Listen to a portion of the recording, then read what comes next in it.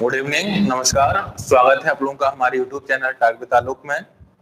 कैसे हैं आप लोग और कैसे चल रही है आप लोगों की पढ़ाई? Radhe Radhe Radhe Radhe. Good evening, good evening, खुश रहिए।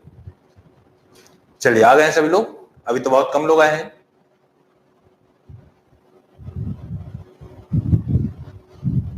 सर आप प्ले लिस्ट बनवा दीजिएगा। चलिए, हम बोल देते, बोला था मैं। चलिए, ओके ओके, चलिए मैं प्ले लिस्ट बनवा देता हूँ, ठीक ना? आ गए ना? चलिए स्टार्ट किया जाए। तो आपका आज इकोनॉमिक्स स्टार्ट कर रहा हूं मैं। आज से इकोनॉमी की क्लास आपके लिए स्टार्ट कर रहा हूं और आज मैं इकोनॉमी के बारे में आपको समझाऊंगा। इकोनॉमिक्स की क्लास आज से आपकी प्रारंभ हो रही है। चलिए, तो इकोनॉमिक्स प्रारंभ करते हैं। इकोनॉमी, ठीक है ना? एक शब्द है हमारा इकोनॉमी, लिख लेते हैं पहले।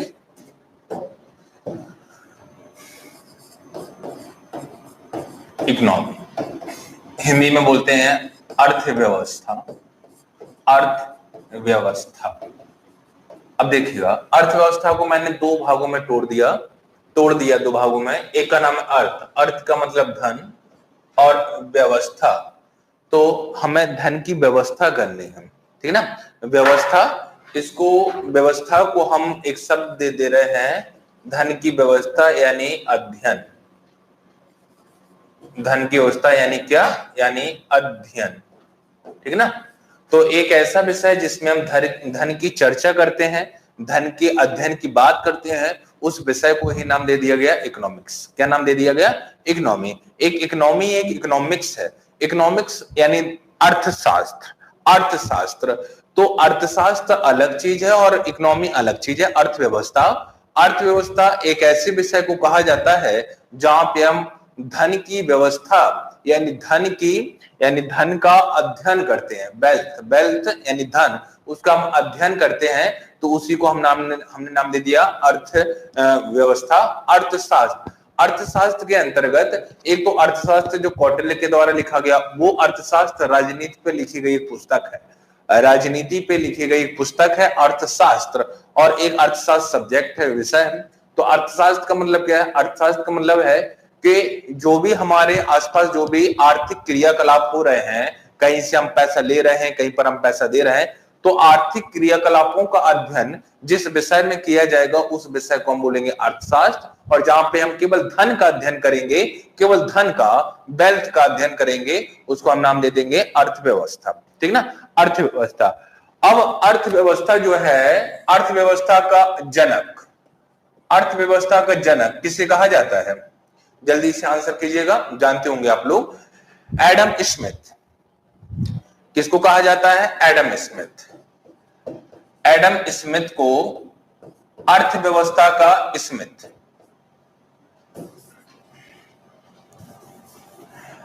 Adam Smith. एडम स्मिथ नाम का एक व्यक्ति है जिससे अर्थशास्त्र का या अर्थव्यवस्था का जनक कहा जाता है। इसकी एक पुस्तक है wealth of nation. Wealth of nation यानी धन। इसने उस पुस्तक में यह बताया है कि एक राज्य के पास, नेशन यानी एक राष्ट्र के पास किस प्रकार से पैसा आता है, और वहां का जो राजा है, उस राज्य का जो शासक है, उस पैसे का वह किस प्रकार से अध्ययन करता है, या उस पैसे को वह लोगों के क्रियाकलाप में किस प्रकार से व्यय करता है। मैंने बताया था अर्थशास्त्र किस कहेंगे? धन के क्रियाकलाप, आवागमन, कहीं से पैसा आया और कहीं पर पैसा चला गया, तो कितनी मात्रा में आया और कितनी मात्रा में चला गया, इस पूरी गतिविधि का हम जिसमें अध्ययन करते हैं, उसको नाम दिया गया अर्थशास्त्र। तो अर्थशास्त्र का पिता किसको कहा जाता है? Adam Smith. इसी ने सबसे पहले पैसा कहां से आ रहा है और कहां पे जा रहा है, इस बात की चर्चा की, और चर्चा जिस पुस्तक में की उसका नाम है वेल्थ ऑफ नेशन। अब एक क्वेश्चन आता है, भारत का पिता यानी भारत में अर्थशास्त्र का जनक किसे कहा जाता है? तो एक व्यक्ति है जिसका नाम पीवी नरसिम्हा राव।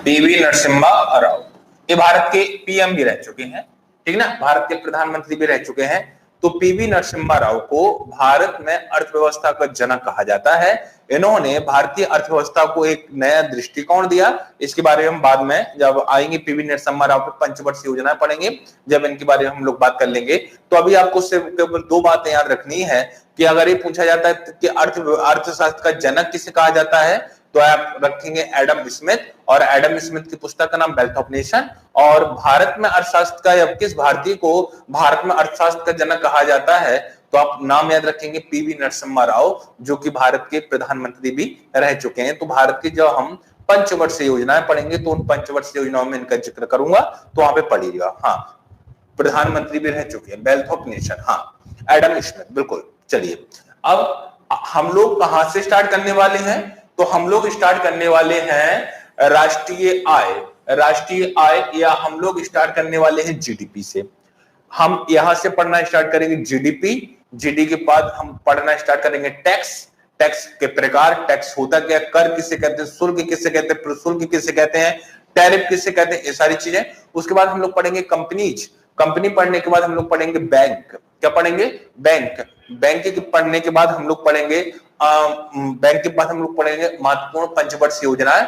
उसके बाद हम कई सारे आयोगों के बारे में जानेंगे। योजना आयोग किस प्रकार कार्य करता था, नीति आयोग किस प्रकार कार्य करता था, वित्त आयोग हमारा किस प्रकार कार्य करता है। उसके बाद अभी आपका बजट आने वाला है, बजट को पढ़ेंगे, और बजट को पढ़ने के बाद महत्वपूर्ण अंतरराष्ट्रीय संगठन पढ़ेंगे जो यहाँ से संबंधित, यहाँ से क्वेश्चन पूछे जाते हैं। जैसे WTO के बारे में पूछा जाता है, वर्ल्ड बैंक के बारे में पूछा जाता है, IMF के बारे में पूछा जाता है, AIDB के बारे में पूछा जाता है, ADB के बारे में पूछा जाता है, ठीक ना, नाफ्टा के बारे में पूछा जाता है, गैट के बारे में पूछा जाता है। तो एक्सेट्रा एक्सेट्रा कई सारे संगठन है, तो उनके बारे में चर्चा करेंगे। स्टार्ट करते हैं हम लोग जीडीपी से। स्टार्ट करते हैं जीडीपी, और जीडीपी को हिंदी में बोला जाता है सकल, सकल घरेलू आय। सकल घरेलू आय, national domestic, national domestic income, सकल घरेलू आय, ठीक ना। इसी को हम क्या, इनकम नहीं, आय को प्रोडक्ट बोलेंगे, प्रोडक्ट। इसी को हम नाम दे देखते हैं, उल्टा लिख गए हैं, एक मिनट रुक जाइएगा, कुछ और सोच रहे थे, कुछ और लिख गए हैं, फिर से लिखते हैं। सकल घरेलू आय, सकल घरेलू आय, सकल घरेलू आय, सकल यानी gross, domestic, gross domestic product, ठीक ना, इसी बोलते हैं जीडीपी। जीडीपी होती क्या है, अच्छे समझिएगा। जीडीपी क्या होती है? सकल घरेलू उत्पाद, ठीक ना। मैं डेफिनेशन लिख रहा हूं, उसी डेफिनेशन को फिर मैं समझाऊंगा, बस अच्छे से सुनिएगा। डेफिनेशन सुनिए। किसी भी राष्ट्र के, किसी भी राष्ट्र के भौगोलिक सीमा, किसी भी राष्ट्र की या के भौगोलिक सीमा, भौगोलिक सीमा के अंदर, भौगोलिक सीमा के अंदर एक वर्ष में, एक वर्ष में उत्पादित किए गए वस्तुओं एवं सेवाओं के मौद्रिक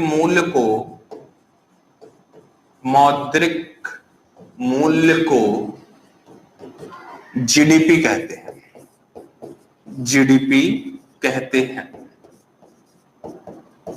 ठीक ना। ये जीडीपी की भाषा है, परिभाषा है।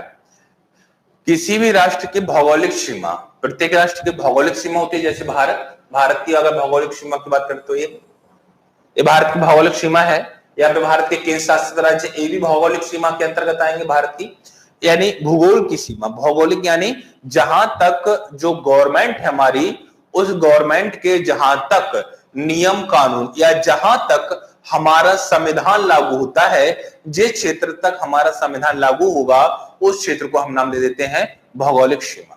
क्या नाम दे देंगे? भौगोलिक। क्या हमारा संविधान नेपाल में लागू होगा? नहीं होगा, तो नेपाल हमारी घरेलू सीमा या भौगोलिक सीमा में शामिल नहीं होगा। घरेलू सीमा को हम भौगोलिक सीमा कहते हैं। जैसे मान लीजिएगा, अब देखिएगा, इकोनॉमिक्स पढ़ने का सबसे बढ़िया तरीका, इकोनॉमिक्स पढ़ने का सबसे बड़ा तरीका, अपने घर को, जो आपका घर है उस घर को मानिएगा भारत, और अपने आप को क्या मानिएगा? अपने आप को मानिएगा भारत का प्रधानमंत्री या भारत का राष्ट्रपति। ये तो कंडीशन पे डिपेंड करेगा। अब देश को हमेशा अपना घर मानिएगा। मान लीजिएगा आपके पिताजी ने आपके घर के लिए कोई रूल बनाया कि घर में मान लीजिएगा टेलीविजन नहीं चलेगा, या मान लीजिएगा कोई भी रात्रि के 10 बजे के बाद नहीं जागेगा, ना ही मोबाइल फोन यूज करेगा। तो ये बताइएगा, जो आपके पिताजी ने नियम बनाया, ये आपके घर तक ही सीमित होगा या बाजू वाले के घर में भी होगा? बाजू वाले के घर में इसकी ये जो नियम है वह लागू नहीं होगा। तो आपके पिताजी का आदेश केवल आपके घर तक होगा, आपके घर में रहने वाले लोगों के लिए होगा। अब यहां पर घर में रहने वाले किसके लिए? घर में रहने वाले लोगों के लिए यह नियम कानून लागू होगा। तो जो भौगोलिक सीमा है, उस भौगोलिक सीमा के अंदर जो भी व्यक्ति सेवा देगा या वस्तुओं का उत्पादन करेगा, उन वस्तुओं और सेवाओं के मौद्रिक मूल्य, अभी एक शब्द आया मौद्रिक मूल्य, समझते जाइएगा, मैं तोड़ तोड़ के समझा दूंगा, गारंटी आपको बहुत मजा आने वाला है। अब एक शब्द आया मौद्रिक सीमा, मौद्रिक मूल्य। मौद्रिक मूल्य क्या होता है? मुद्रा। मौद्रिक मूल्य मुद्रा। मान लीजिएगा एक किसान है और किसान ने गेहूं का उत्पादन किया और उसने गेहूं को मंडी में बेच दिया। मंडी में से गेहूं को एक व्यापारी खरीद ले गया और उस व्यापारी ने एक कंपनी वाले को बेच दिया, या व्यापारी ही कंपनी वाला है ऐसा मान लेते हैं, और उसने उस गेहूं से उसने क्या बनाई? ब्रेड बनाई या बिस्किट बनाई। तो ब्रेड या बिस्किट का जो मूल्य होगा उसी को आखिरी मौद्रिक मूल्य कहा जाएगा। हमने एक शब्द लिखा वस्तु एवं सेवाओं के मौद्रिक मूल्य को, और ये जो मौद्रिक मूल्य होता है यह अंतिम प्रकार का होता है। किस प्रकार का होता है? अंतिम। हम यह देखते हैं कि कोई भी वस्तु है, सबसे अंतिम में उसका क्या उपयोग हो रहा है, उसी आधार पर उसके मूल्य का हम निर्धारण करेंगे, समझ गए ना? अब देखिएगा, किसी भी राष्ट्र की भौगोलिक सीमा जहां तक हमारे नियम कानून, हमारा संविधान लागू होता है, एक वर्ष में हम जो भी वस्तुओं का उत्पादन करेंगे, हम जो भी सेवाओं का उत्पादन करेंगे, उन सेवाओं का, ठीक ना, एक वर्ष एक निश्चित समयावधि ली जाती है, और समयावधि कितनी होनी चाहिए? 1 वर्ष। किए गए वस्तु एवं सेवाओं के मौद्रिक मूल्य, और मौद्रिक मूल्य कैसा होना चाहिए? अंतिम। तो जो मौद्रिक मूल्य आएगा उसी को हम उस राज्य की या उस देश की जीडीपी कहेंगे। क्या कहेंगे? जीडीपी। तो जहां पर, अब ये बताइएगा, जीडीपी किस पर आधारित है? जीडीपी किस पे डिपेंड करता है? तो जीडीपी डिपेंड कर रहा है कि हम किस प्रकार की वस्तु और किस प्रकार की सेवाओं को उत्पादन कर रहे हैं। अब सेवाएं 3 प्रकार की, या मान लीजिएगा जो हमारा सेक्टर है, हमारे कार्य क्षेत्र, वो 3 प्रकार के होते हैं, प्राथमिक, द्वितीयक और तृतीयक। प्राथमिक यानी किसान, जहां पर शारीरिक श्रम ज्यादा होता है, मानसिक श्रम कम होता है। किसान, आपका रिक्शे वाला, या आपका लोहार होता है, जो आपके बड़े होते, मछली पालन करने वाला, मजदूर, ठीक है ना। दूसरा सेकेंडरी सेक्टर में आते हैं आपके परिवहन चलाने वाले, आपके चालक वगैरह आ जाते हैं, ठीक ना, और आपके बिजनेस वाले आ जाते हैं। और थर्ड सेक्टर में आते हैं जो गवर्नमेंट जॉब में है, जो सेवाएं दे रहा है। आप ही बताइएगा, अगर आज के दृष्टिकोण से देखा जाए तो किसका इनकम ज्यादा है, एक मजदूर की या एक नौकरी पेशा करने वाले व्यक्ति की? तो नौकरी पेशा करने वाले व्यक्ति की। अब समझिएगा अच्छे से मैं क्या समझाना चाहता हूं। भारत में अधिकांश लोग प्राथमिक क्षेत्र में कार्य करते हैं, और प्राथमिक क्षेत्र यानी कृषि, पशुपालन, इन सारे क्षेत्रों में लगे हुए हैं, जिसके कारण से हमारा जो ग्रोथ है, हमारे द्वारा जो वस्तुओं का या सेवाओं का जो उत्पादन हो रहा है, उसका मूल्य बहुत कम होता है, इसलिए हमारी जीडीपी बहुत नीचे है।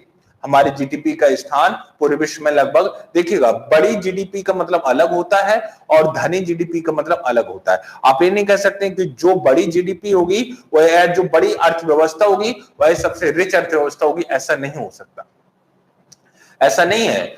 भारत की अर्थव्यवस्था तो बहुत बड़ी है, लेकिन क्या भारत की अर्थव्यवस्था सबसे धनी अर्थव्यवस्था है? भारत विश्व की 5वें नंबर की सबसे बड़ी अर्थव्यवस्था हो गई है, पहले 6ठे नंबर की थी, अब 5वें नंबर की हो गई। लेकिन अगर हम धनी के मामले में देखें तो आज भी हमारा स्थान 136वां है, 136वां स्थान है, समझ रहे ना। तो हम बहुत से देशों से हमारी अर्थव्यवस्था बड़ी है, लेकिन अगर पैसे के मामले में देखा जाए तो हम पैसे के मामले में उनसे गरीब है। हमारे यहां ये अंतर क्यों आया? जीडीपी के द्वारा, क्योंकि हमारे यहां जो वस्तु और सेवाओं का जो उत्पादन हो रहा है उनका मूल्य बहुत कम मिलता है, उनका मूल्य बहुत कम मिलता है। समझ में आ रही ना बात? समझ में आ रही ना? सर जो विदेशी हमारे देश में कम आते हैं यह भी जुटेगा या नहीं? बिल्कुल जुड़ेगा। जो विदेशी हमारे, हमने क्या कहा, घरेलू सीमा के अंदर। अब इस घरेलू सीमा के अंदर यदि कोई विदेशी भी है और वह यहां पर किसी प्रकार की वस्तु या सेवा का उत्पादन कर रहा है तो उसके द्वारा कमाया गया पैसा भी जीडीपी में शामिल किया जाएगा। इसके विपरीत यदि कोई भारत का व्यक्ति दूसरे देश में जाकर, यदि कोई भारत का व्यक्ति दूसरे देश में जाकर पैसे अर्न करता है, पैसे कमाता है, वस्तु या सेवाओं का उत्पादन करता है, तो उसके द्वारा कमाए जाने वाला पैसा जीडीपी में शामिल नहीं किया जाएगा। क्यों? क्योंकि वह भारत की भौगोलिक सीमा के बाहर है। आपको एक शब्द याद रखना है, भौगोलिक सीमा। भौगोलिक सीमा के अंदर यदि कोई विदेशी व्यक्ति भी हमारे यहां आकर पैसे कमाता है और उससे हम टैक्स लेते हैं या वह वस्तु और सेवाओं का उत्पादन करता है, उसका भी इनकम हम जीडीपी में जोड़ेंगे। उसके द्वारा भी पैदा की जाने वाली वस्तु, उसके द्वारा भी दी जाने वाली सेवाओं को हम जीडीपी में शामिल करेंगे। लेकिन यदि कोई एक व्यक्ति हमारे देश से दूसरे देश में चला जाता है तो हम उसके द्वारा कमाए जाने वाले पैसे को जीडीपी में शामिल नहीं करेंगे। बोलो, समझ आई बात? बोले तो है विदेशी लोग जो हमारे देश में कमाते हैं उसका भी जीडीपी में गणना होगी, बिल्कुल।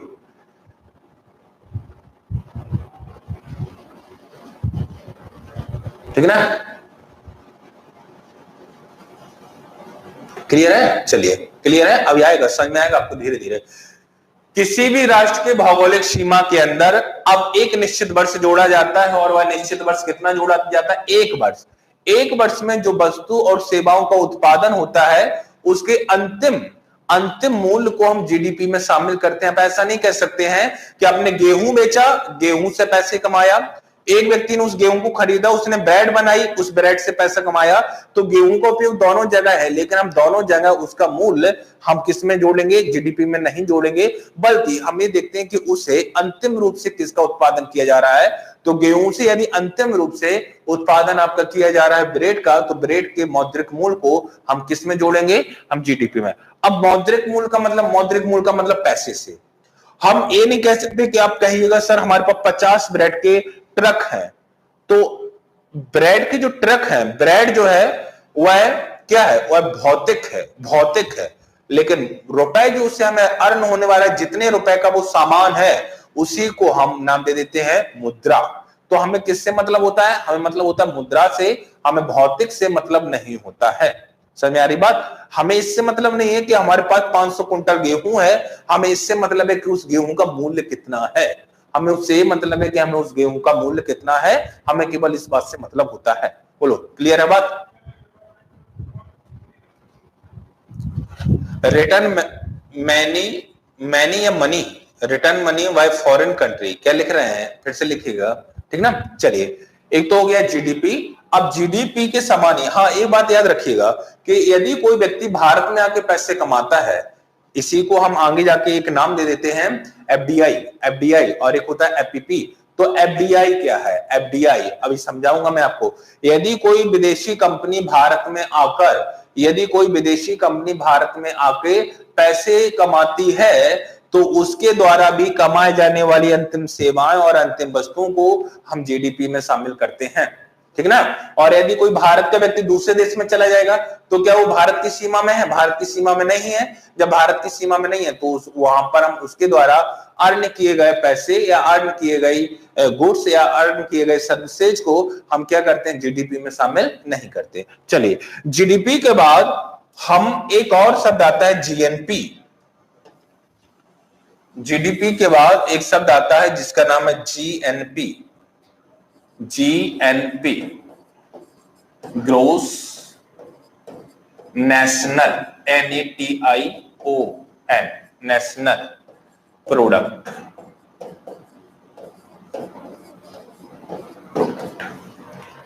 जीएनपी, अब जीएनपी क्या होता है समझ लीजिएगा। एक फॉर्मूला है जीएनपी का, जीडीपी प्लस विदेशों में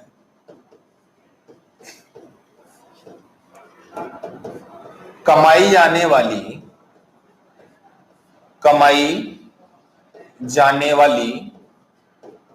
विशुद्ध आय,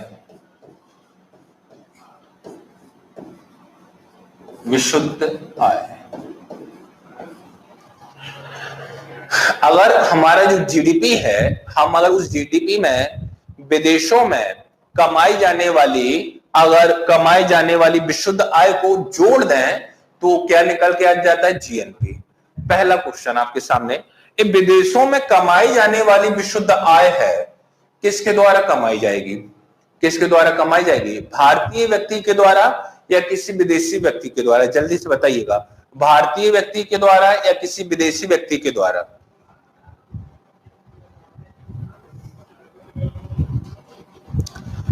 जीएनपी का हिंदी नाम ग्रोस यानी सकल राष्ट्रीय उत्पाद। सकल राष्ट्रीय उत्पाद इंडियन, किसके द्वारा? इंडियन। जो इंडिया का व्यक्ति विदेश में रह रहा है उसके द्वारा जो भी आय कमाई जाएगी, यदि उस आय को हम जीडीपी में जोड़ दें, हमने अभी बताया था कि जीडीपी में हम उस व्यक्ति की आय को नहीं जोड़ते जो भारत से बाहर हो। अगर मान लीजिएगा हमें जीएनपी निकालना है, सकल राष्ट्रीय उत्पाद, पूरे राष्ट्र का निकालना है, घरेलू का नहीं, पूरे राष्ट्र का निकालना है, उस व्यक्ति को भी शामिल करना है जो विदेशों में रह रहा है, तो हम उसके लिए एक शब्द यूज करते हैं कि जो हमारा जीडीपी है, वो जीडीपी में हम यदि भारतीय व्यक्तियों के द्वारा जो विदेशों में पैसा अर्न किया जा रहा है, यदि दोनों को जोड़ दें तो जो आंकड़ा निकल के आएगा वो आएगा जीएनपी। अब ये तो हो गया विदेशों में कमाई जाने वाली विशुद्ध आय। अब एक शब्द आया विशुद्ध। विशुद्ध क्या होता है? विशुद्ध आय। और देखिएगा, इकोनॉमिक्स इतनी डिफिकल्ट नहीं है जितनी आप लोग समझते हैं। जब मैं पढ़ता आज भी हूं, जब मैंने पहली बार इकोनॉमिक्स की क्लास ली तो बड़े बेचैनी हो रही थी, पता नहीं यार होता क्या है, GDP, GNP, GPP, HDI, HPI, विकास क्या है, समृद्धि क्या है, टैक्स क्या है, पता नहीं था। अगर आपको इकोनॉमिक्स समझनी है तो इकोनॉमिक्स की अगर आपको टर्मिनोलॉजी समझ में आएगी, इकोनॉमिक्स के जो शब्द है, यदि वो शब्द समझ में आ गए तो ये कंफर्म है आपको इकोनॉमिक्स जैसा कोई दूसरा सब्जेक्ट नहीं लगेगा। मैंने आपको क्या बताया कि पूरी की पूरी इकोनॉमिक्स समझिएगा आप हैं, आप ठीक है ना। आपको जो पैसा मिल रहा है उस पैसे का कैसे यूज करते हैं, इन्हीं सब चीजों को आपको समझना। जिस दिन समझेगा उस दिन आपको इकोनॉमिक्स आ जाएगी। चलिएगा, विशुद्ध आय का मतलब क्या है या निवल आय का मतलब क्या है, ठीक ना। निवल या अब्रॉड बोलते हैं इंग्लिश में, ABOARD, अब्रॉड इनकम। इसका मतलब क्या है? इसका मतलब है कि जीडीपी को हमने ऐसे ही लिख लिया, इसको हमने एक नाम दे दिया, विदेशों में कमाई जाने वाली विशुद्ध आय। विशुद्ध आय का मतलब है कि अगर कोई भारत का व्यक्ति विदेश में जाके पैसे एकत्रित करता है, विदेश में जाके पैसे कमाता है, तो कोई विदेशी व्यक्ति भी तो भारत में पैसे कमा रहा होगा ना। तो यदि हमें विशुद्ध निकालनी है, मतलब एक ए नाम का बालक है, ए लंदन में रहता है और लंदन में ए मान लीजिएगा X रुपए अर्न करता है, और एक बी नाम का बंदा है जो लंदन का है और किस देश में रहता है? भारत में रहता है, और जो अर्न करता है रुपए 22 रुपए BA अर्न करता है। एक व्यक्ति है भारत का जो लंदन में रहता है और लंदन में पैसे कमाता है, एक व्यक्ति है लंदन का जो भारत में रहता है और भारत में पैसे कमाता है। तो यदि आपको एक विशुद्ध आय का मतलब है कि भारत में जो विदेशों के द्वारा, विदेशी व्यक्तियों के द्वारा जो भारत में पैसे कमाए जा रहे हैं और जो लंदन में जो लोग हैं उनके द्वारा, जो लंदन में हमारे जो लोग हैं भारतीय, उनके द्वारा जो रुपए कमाए जा रहे हैं, यदि इनमें से इन रुपए को माइनस कर दिया जाए, जो भारतीयों के द्वारा विदेशों में कमाई जाने वाली आय है, यदि उस आय में से भारत में जो विदेशी हैं उनके द्वारा कमाई जाने वाली आय है, यदि इसमें से इसको माइनस कर दे तो जो आय निकल के आएगी वो आएगी विशुद्ध। क्या आएगी? विशुद्ध। ठीक ना। अब देखिएगा इसी को मैं कैसे लिखता हूं। अब देखिएगा डेफिनेशन क्या है इसकी। कह रहा है कि भारतीय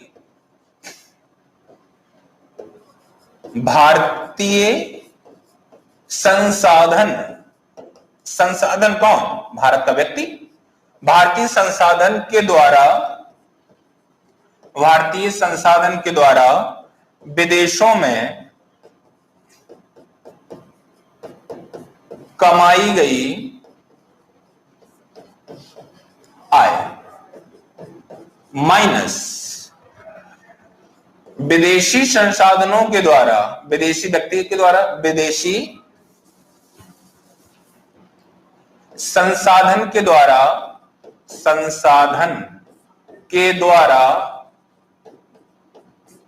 भारत में कमाई गई आय।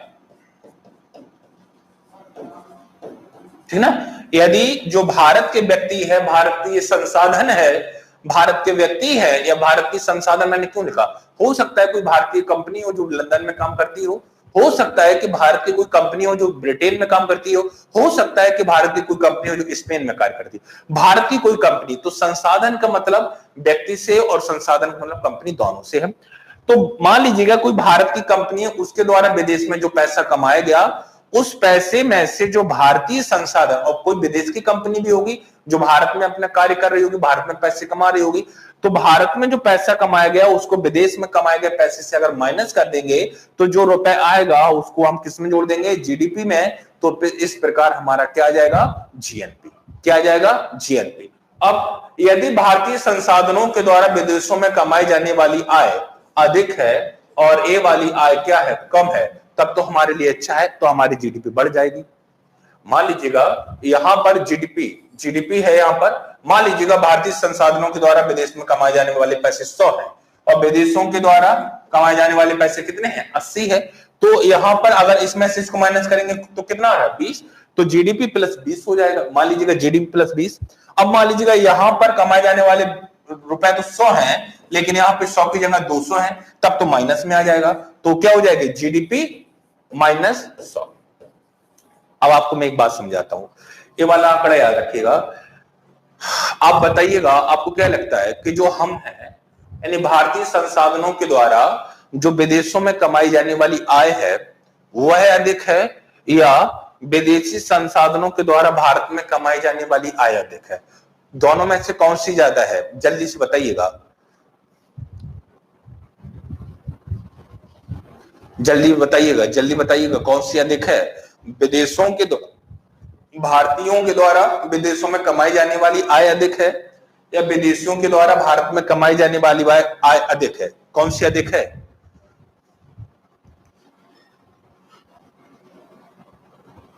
इंडिया की अधिक है, विदेशी की। देखिएगा, इंडिया के लोग, हम लोग विदेशों में कम पैसा कमाते हैं, हम लोग विदेशों में कम पैसा कमा पाते हैं, जबकि विदेशी हमारे यहां से अधिक पैसे कमाते हैं। समझ रहे ना? हम विदेशों में कम पैसे कमाते हैं जबकि विदेशी हमारे यहां से अधिक पैसे कमाते हैं। अब समझना, तो ये वाला नियम लागू हो रहा है कि हमने कमाए 100 रुपए विदेश में और विदेशियों ने हमारे यहां कितने कमाए? 200।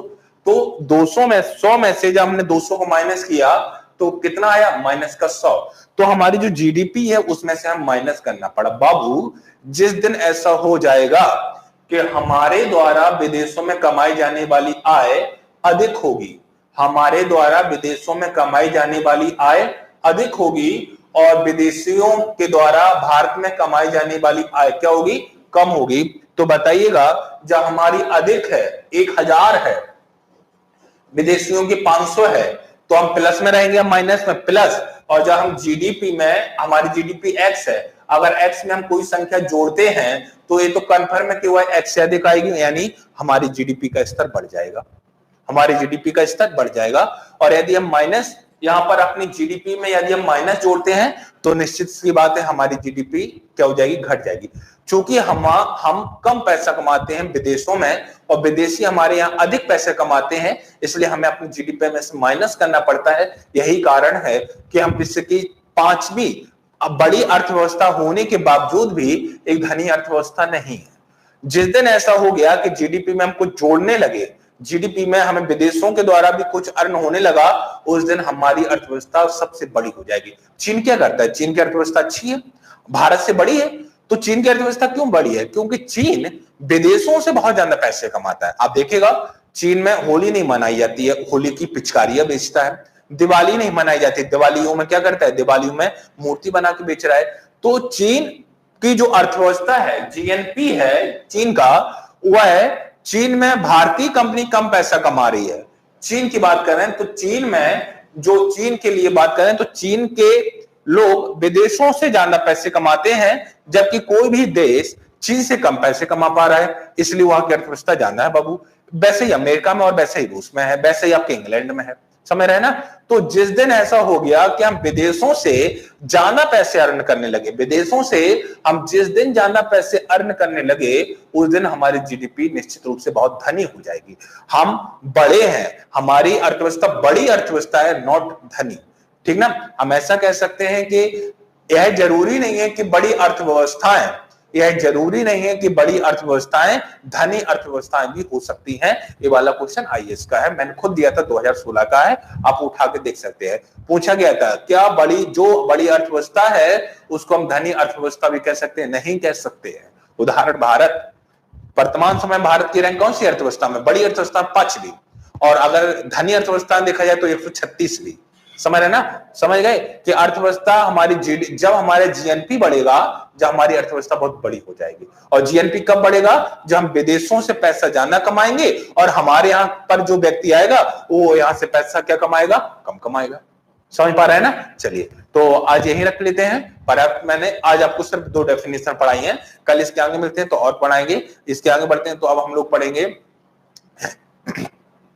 विकास क्या होता है, समृद्धि क्या होती है। विकास को क्या बोलते हैं, डेवलपमेंट बोलते हैं, और समृद्धि को क्या बोलते हैं, ग्रोथ। विकास और समृद्धि में अंतर, उसके बाद पढ़ेंगे हम कि एचडीआई क्या होता है, एचडीआई क्या होता है, एचडीआई कैसे निकाला जाता है, किस देश का एचडीआई अधिक है और किस देश का कम है, ठीक ना। तो ये सारी चीजें हम लोग कल पढ़ेंगे। तो कल मिलते हैं, कल यहीं से आगे कंटिन्यू करेंगे। तब तक के लिए गुड नाइट, शुभ रात्रि।